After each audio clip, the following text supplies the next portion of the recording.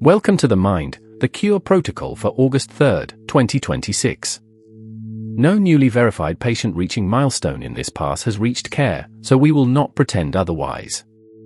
We are following what changed in the evidence, what new research it opens, and what still needs proof before it can help anyone.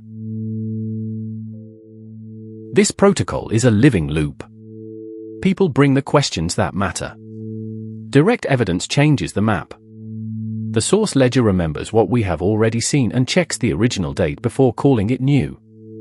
Every signal ends with one practical next action, the experiment, validation, collaboration, or care decision that could move it closer to real benefit. Researchers reporting in Nature Chemical Biology developed a computational de novo design pipeline for helical antimicrobial peptides that self-assemble into stable, membrane-spanning nanopores, and showed that the resulting molecules kill bacteria, including drug-resistant pathogens, with in vivo efficacy. The work matters because it demonstrates AI-guided molecular design turning a long-standing therapeutic bottleneck, finding non-traditional antibacterials, into an engineering problem, a concrete example of intelligence inversion in which computation is used to specify biological function rather than merely interpret it.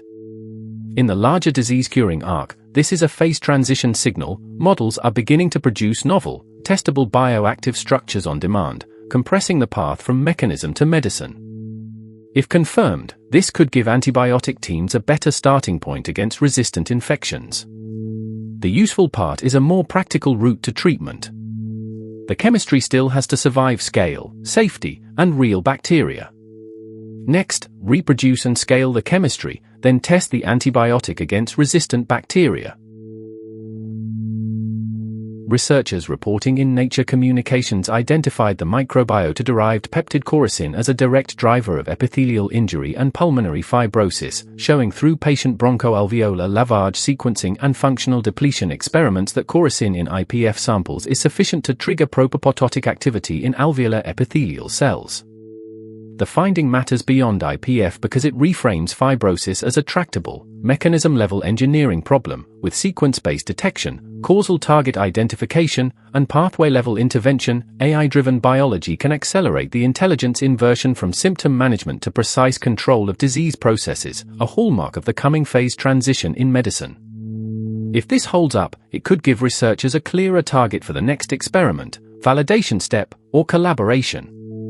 The useful part is a clearer target, not a finished solution. Independent evidence still has to do the hard work. The next question is whether independent evidence confirms the finding and shows a responsible path toward real-world use.